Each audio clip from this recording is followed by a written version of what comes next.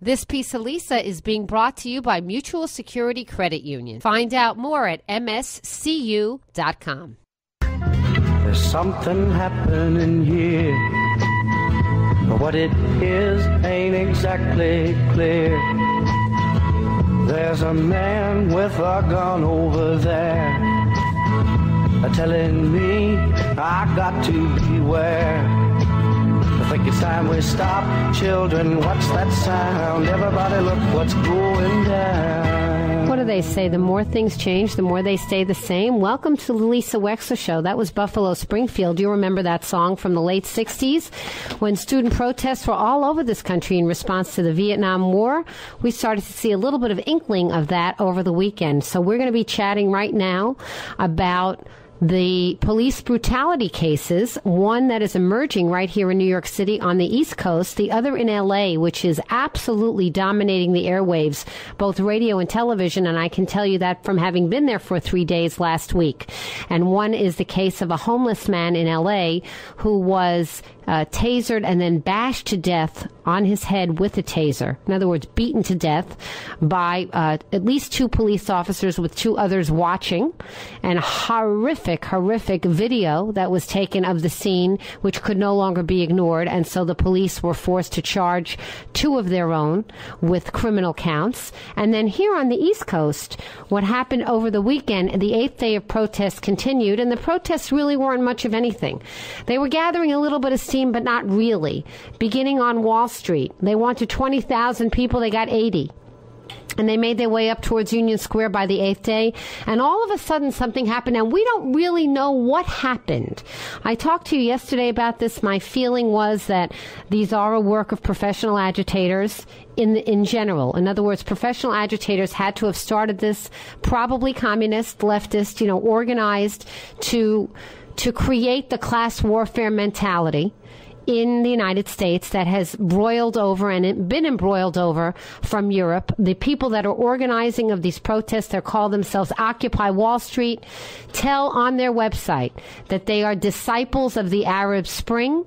Then they would like nothing more than to bring that revolutionary protest movement here to the United States of America.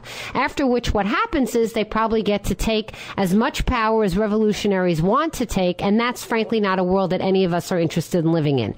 You and I know it. This system is flawed.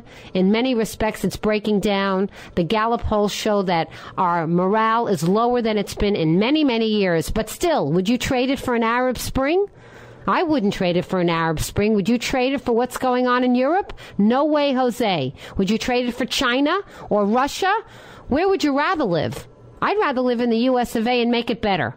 I'm not interested in revolutionary protests. Nonetheless, videos have emerged that are very disturbing. Police brutality can never be excused.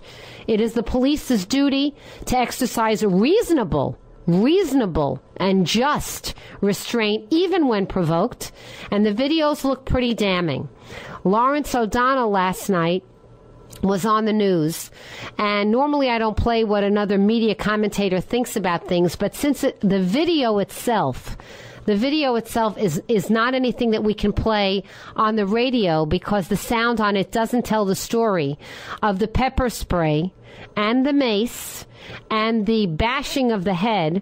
We're going to hear a little bit from what Lawrence O'Donnell had to say. And then coming up, my mother, Gloria Kamen, who is staying with me from Florida, who saw this last night, woke me up this morning and said, Lisa, this is something you have to talk about today on the radio. And so I've invited her to join the discussion. So coming right up in a minute, a conversation with my mom, Gloria Kamen, and we'll play a little bit of Lawrence O'Donnell's summary of what is on this video that is pretty damning about police brutality right here in New York. There's a Rodney King every day in this country, and Black America has always known that. Everything those cops did this weekend to those protesters, they've done to someone else when there were no video cameras rolling. They've done it, and they've gotten away with it. They know just how much assault and battery their department will let them commit. They know just how many false arrests their department will let them do. They know just how much latitude their department gives them on abusing citizens. They do it because they know they can. They do it because they know they will get away with it. None of the officers who crossed the line this weekend will be disciplined in any way. None of them will be charged with the assaults and batteries that they committed. None of them will be charged with the false arrests. None of them will lose a day's pay. Okay. The police department. Now let's talk about that, because I will tell you that there's a group called the Collective Anonymous Group, which has posted details of the New York Police Department officer who was allegedly caught in a video macing female protesters. The video itself now has over 700,000 views, and that was out of several hours ago. It shows women being netted in by officers while another one reaches behind them, pepper spraying or macing them in the face as they drop to their knees screaming.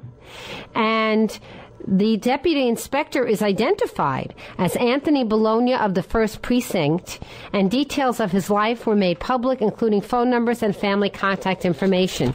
So let's go to Mom, Gloria Kamen. Mom? Hi, darling. Hi. So, Mom, you woke up this morning. You were pretty outraged by what you saw last night on Lawrence O'Donnell's show. I haven't seen anything like this. I think I can't remember, usually in a movie. I have never seen anything like this except the Rodney King incident in my life, especially in New York, which is one of the few places I always thought in the world that was the most liberal and caring. With all the nonsense around it, it was always New York that could be held to a higher standard. Last night, what I saw, I couldn't believe. The video camera of someone else, I don't know who that person is, but thank God he was there, saw... This is what I'm seeing on the TV. A video camera taping another man with a video camera being brought down to his knees and his head banged against a car, the back of a car, banged into it until he lost consciousness. I had never seen anything like it. I couldn't believe it. All he was doing was videotaping. That's all. Which, by the way, we've reported is absolutely legal in every single respect constitutionally, and people have been arrested for that countless times all over the country. Massachusetts Supreme Court just decided, the first of its case to reach that level, that it is constitutional, it is an exercise of free speech, and police officers who are going to arrest people that videotape them doing their job in public do so at their own peril, because they can and will be civilly sued and liable for damages. Well, I would put him in jail. He actually almost killed him, Lisa. I don't know what he did to him. He could have had a concussion, a fracture of the head. I mean, what do you do when your head is banged against the back of a car? And that same case happened in L.A., and the guy died. He died while in exactly that kind of a thing. He was bashed to death on the head 8 times with a taser, and the father was a retired police officer, and the father went crazy and made sure that the press knew about this video, because the police in this little town called Fullerton, California, really wanted to bury the case, and they weren't able to. It's called the Thomas case. It's all over California. Well, and then there was the case of, this is amazing, a policeman in white, which showed that he was a captain or somebody who was higher up. At least that's what O'Donnell said on TV. Reached across the line. I don't know what you call it, the line where the police put it up and the people were behind the line. Reached across, not to the first row, but to the second row, grabbed a woman and put her under the thing and threw her down on the ground and beat her for nothing. And then the third one was the pepper spray. This was incredible. There was an arrow pointing on the TV screen. There was an arrow pointing towards this man in white, another captain, coming from the rear part of the screen, slowly making his way around, coming into the thing, going under the thing, and pepper spraying these 2 girls until they were screaming at the top of their lungs. They were doing nothing, Lisa.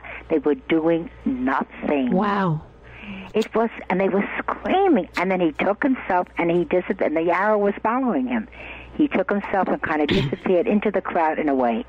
I don't know what this is about, but it's the most frightening thing I've seen in a long, long time. Well, I think Mayor Bloomberg needs to get to the center stage, and he needs to address that this happened in his city on his watch. But he didn't say anything today. No, because there hasn't been the kind of public pressure building, because nobody really has sympathy in general for a movement that is trying to create class warfare.